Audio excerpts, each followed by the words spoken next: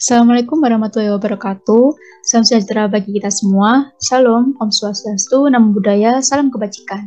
Yang saya hormati Ibu Deli Noviani selaku dosen pengampu dari mata kuliah Strategi Operasi kelas E. Saya Richa Metasari dengan NPM 2001-2010-236.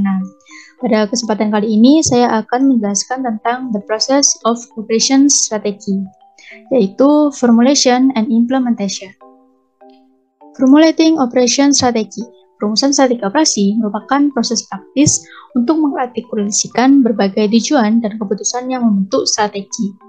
Tidak seperti manajemen operasi sehari-hari, merumuskan strategi operasi hanya merupakan kegiatan sesekali. Beberapa perusahaan akan memiliki siklus perencanaan reguler, misalnya tahunan, dan pertimbangan strategi operasi, tetapi tingkat perubahan yang dibuat dalam setiap siklus tahunan kemungkinan akan terbatas.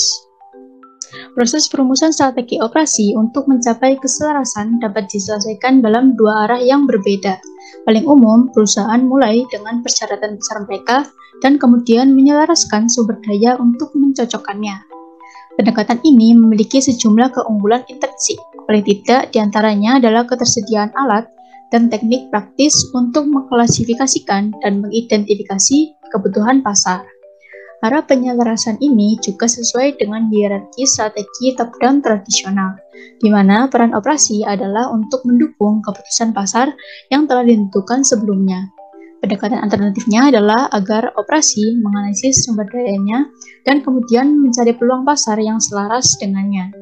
Kemudian maintaining alignment over time, atau mempertahankan keselarasan dari waktu ke waktu. Ada 5, yaitu yang pertama time and timing. Perusahaan tidak ada yang bertahan selamanya. Ditambah dengan kesuksesan kompetitif, pasti menarik para peniru yang menawarkan fitur produk unggulan atau dengan harga yang lebih rendah. Namun terdapat juga beberapa organisasi yang mampu mempertahankan keunggulan produk mereka lebih lama, misalnya sepanjang tahun 1990-an di industri PC, yaitu program Microsoft Office Suite yang sangat stabil dengan fungsi dan harga yang pada dasarnya tidak berubah selama lebih dari 10 tahun. Kemudian yang kedua ada slow cycle atau siklus lambat. Contohnya Microsoft Word yang mencerminkan posisi sumber daya yang sangat terlindungi dari tekanan persaingan dengan mekanisme yang tahan lama dan bertahan lama. Dalam hal ini, Microsoft Word mampu mengeksploitasi karakteristik kelangkaan yang setidaknya sulit untuk ditiru seperti lokasi geografis yang unik, reputasi merek yang sudah lama berdiri, dan lain sebagainya. Kemudian yang ketiga ada standard cycle atau siklus standar. Contohnya itu mobil Toyota dan McDonald yang kurang dalam mengeksploitasi sumber daya yang akhirnya menyebabkan mereka menghadapi tingkat tekanan peniruan sumber daya yang lebih tinggi. Yang keempat ada fast cycle atau siklus cepat. Contohnya ada iPod, ponsel, instrumen keuangan yang menghadapi tingkat tekanan peniruan sumber daya tertinggi karena produk atau layanan seperti itu seringkali didorong oleh ide dan waktu di setiap paruh ekonomi yang biasanya terjadi kurang dari 2 tahun. Kemudian yang kelima ada strategic sustainability, yaitu strategi keberlanjutan. Dalam strategi sustainability ini terdapat dua penggunaan mekanisme, yaitu statis dan dinamis, yang mana penggunaan mekanisme statis dipergunakan untuk mempertahankan posisi tertentu dan mencegah pesaing dalam menyerang posisi pasar dan sumber daya yang ada. Sedangkan penggunaan mekanisme dinamis dipergunakan untuk mendorong inovasi dan perubahan.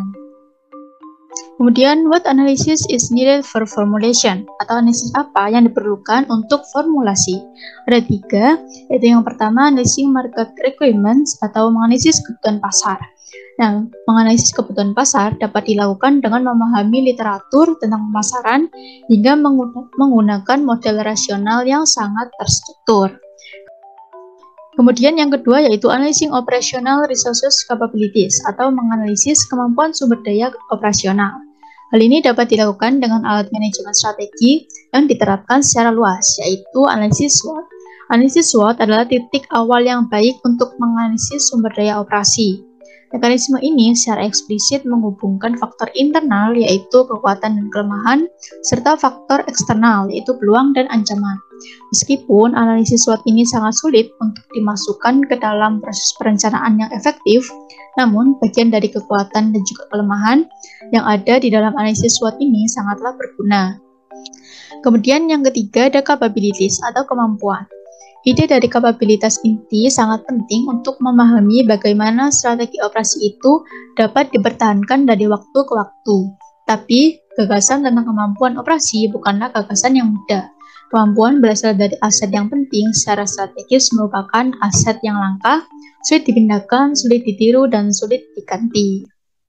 Kemudian, operation, strategi, implementation. Nah, implementasi strategi operasi merupakan cara strategi dioperasionalkan atau dijalankan. Ini melibatkan proses yang mencoba untuk memastikan bahwa strategi itu dapat tercapai. Proses implementasi sangat bergantung pada konteks, yang artinya cara seseorang mengimplementasikan strategi apapun akan sangat bergantung pada sifat spesifik dari perubahan yang tersirat oleh strategi itu dan kondisi organisasi serta lingkungan yang berlaku selama implementasinya. Kemudian ada contoh perusahaan. Nah, dalam contoh perusahaan ini saya mengambil dari PT Gojek Indonesia. Dari PT Gojek Indonesia sendiri memiliki misi dari perusahaan, yaitu yang pertama, menjadikan PT Gojek Indonesia sebagai jasa transportasi tercepat dalam melayani kebutuhan dari masyarakat Indonesia. Kemudian yang kedua, menjadikan PT Gojek Indonesia sebagai acuan pelaksanaan, kepatuhan, dan tata kelola struktur transportasi yang baik dengan menggunakan kemajuan teknologi. Kemudian yang ketiga, meningkatkan kepedulian dan tanggung jawab terhadap lingkungan dan sosial. Kemudian yang keempat, memberikan layanan yang prima dan solusi yang bernilai tambah kepada pelanggan. Kemudian terdapat analisis eksternal dan juga internal. Yang termasuk dalam analisis eksternal yaitu yang pertama, adanya harga yang transparan dan terjangkau, sehingga dapat membuat masyarakat lebih memilih menggunakan alat transportasi ini. Kemudian yang kedua, perusahaan Gojek Indonesia dapat selalu berinovasi, sehingga dapat menghasilkan layanan yang baru, menarik, serta bermanfaat untuk masyarakat. Kemudian yang ketiga, pemerintah dapat memberikan dukungan berupa mempermudah regulasi yang sesuai dengan kebutuhan pengguna ojek online. Kemudian yang termasuk di dalam analisis internal yaitu yang pertama, Gojek memiliki kualitas jasa yang bisa diandalkan, seperti daya tanggap yang cepat hingga adanya jaminan. Kemudian yang kedua, Gojek melakukan promosi dengan efektif melalui internet dan menjadi sponsor pada acara-acara besar. Kemudian yang ketiga, sistem yang terintegrasi dengan baik antara mitra Gojek dan customer. Namun sayangnya, Gojek masih belum banyak ditemui di daerah pelosok, sehingga perusahaan dapat menambah mitra Gojek agar memudahkan masyarakat yang ada di pelosok. Kemudian strategi pemasaran dari Gojek. Ada 3, yaitu yang pertama, fokus pada customer experience dan customer journey. Kemudian yang kedua, meningkatkan kerjasama dengan partner bisnis sebanyak mungkin. Dan yang ketiga, membuat iklan yang menarik, unik, dan mengikuti tren, sehingga dapat menarik perhatian dari masyarakat. Nah, selanjutnya ada analisis SWOT dari Gojek. Nah, strength atau kekuatan.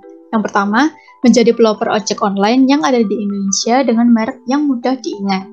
Kemudian adanya kemudahan dalam pemesanan secara online yang dapat dilakukan dari smartphone. Kemudian yang ketiga, adanya fitur pembayaran yang bervariasi seperti GoPay, ATM, mobile banking, serta adanya fitur GoPay Later. Yang keempat, tidak hanya memiliki jasa transportasi, tapi Gojek juga memiliki layanan lainnya seperti GoFood, GoPulsa, GoMart, GoSend, dan lain sebagainya. Kemudian weakness atau kelemahan. Nah, yang pertama, aplikasi Gojek yang masih sering error, terutama pada saat jam-jam sibuk. Kemudian yang kedua, masih adanya driver Gojek yang tidak jujur dan membahayakan para customer. Dan yang ketiga, adanya penolakan dari aplikasi ketika tidak ada driver di suatu tempat tertentu. Kemudian yang keempat, masih kurang akurat peta yang ada di aplikasi Gojek. Kemudian opportunities atau peluang. Yang pertama, memiliki pasar yang potensial untuk bertumbuh. Kemudian yang kedua, adanya masyarakat yang terkadang malas untuk membeli makanan sendiri, sehingga dengan adanya layanan jasa antar makanan akan sangat menguntungkan bagi mereka. Kemudian yang ketiga, Gojek telah resmi beroperasi di 15 kota besar di Indonesia dan akan terus bertambah. Kemudian yang keempat, Gojek adalah salah satu jasa transportasi yang paling dicari untuk menghindari macet, sehingga pemesanan ojek yang dapat dilakukan secara online membuat lebih praktis dan cepat, serta adanya pola perilaku dan selera dari konsumen yang semakin berkembang. Kemudian yang terakhir yaitu threats atau ancaman. Pertama, semakin banyak hadirnya usaha sejenis. Kemudian harga dari kompetitor yang lebih murah. Kemudian adanya pesaing yang memiliki aplikasi online yang lebih baik dari Gojek. Yang terakhir, masih adanya driver Gojek yang mendapat ancaman dari ojek konvensional. Kemudian ada implementasi strategi dari Gojek. Nah, dalam aplikasi Gojek sendiri tidak hanya menyediakan layanan jasa transportasi, tetapi banyak sekali layanan lainnya. Di antaranya, yaitu pada sub-layanan loyalitas, yaitu ada GoClub, kemudian tentang COVID-19, yaitu ada check-in Peduli Lindungi dan juga GoMed, kemudian pada pesan makan dan belanja ada GoFood, GoMart, GoShop, dan juga GoMall.